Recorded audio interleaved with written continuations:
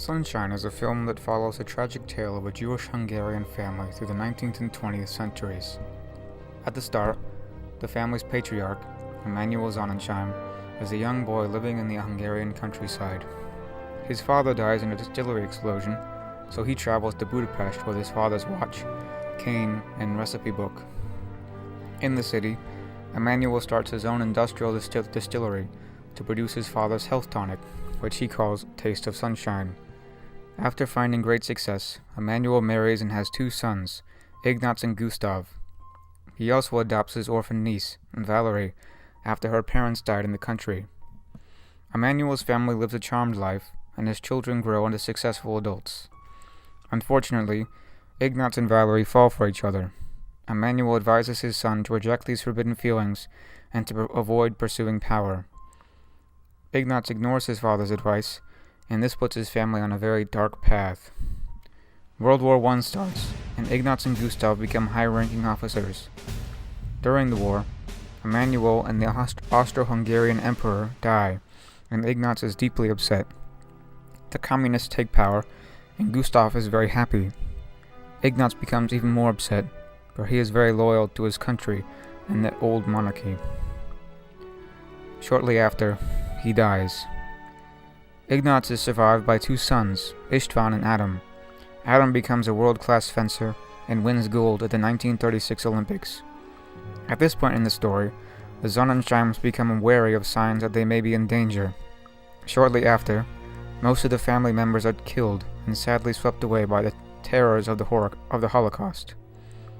Valerie and Ivan survive, and Gustav returns from exile in France before dying shortly after. Ivan joins the police to pursue and punish the villains who murdered his family. Driven by fury and the horrors of his past, Ivan finds great success as an investigator. He's advised to join the Communist Party and rises quickly. Ivan falls in love, but things end poorly. After an attempted revolution, Ivan is imprisoned.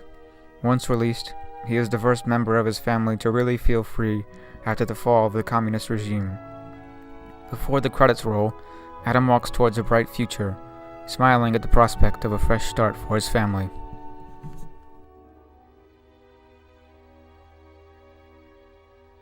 Now, if we rewind to the start of the film, I can begin my analysis with some context.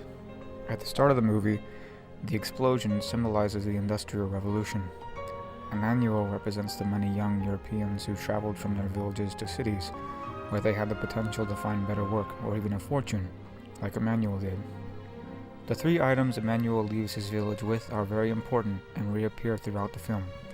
The watch represents change in its enduring nature.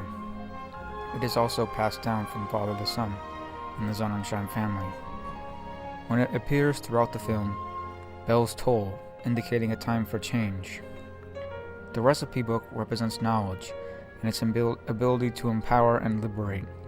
The knowledge in the family recipe book allowed the Sonnensheims to advance from village tavern keepers to educated members of the upper middle class in Budapest. The cane represents the ability to persevere through hardship. At the end of the film, only the cane remains. The watch is stolen by communist guards while Ivan is imprisoned.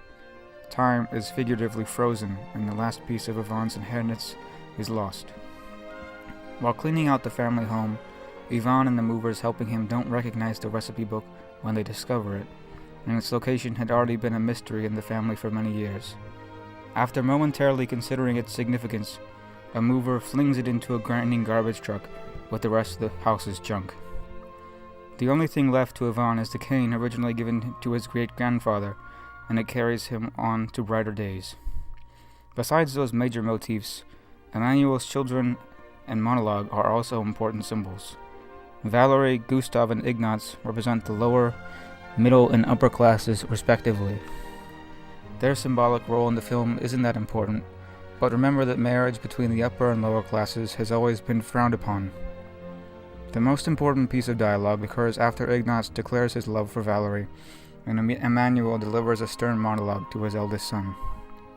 In it, he reminds Ignaz of the danger of pursuing that which has been forbidden in the name of happiness. Emanuel also once fell in love with his cousin, but he obeyed his grandfather's order to deny those feelings. He had avoided the temptation of power and lust since then, and God rewarded him with knowledge, the ability to read and interpret, and family love. Ignaz spent his short life pursuing those things, and lost them all in the process. In narration, the audience learns that Emmanuel asks himself, what will come of this, when presented with the chance for happiness? Ignaz's decision to deny his father's advice and pursue lust and power had very dire consequences for him and his family. His original decision to apply to his cousin and pursue power was futile. By the end of the First World War and its aftershock, Ignaz's father and emperor had passed. Valery had left him, and the communists had placed him under house arrest for passing down verdicts for the monarchy and prohibited from serving as a judge.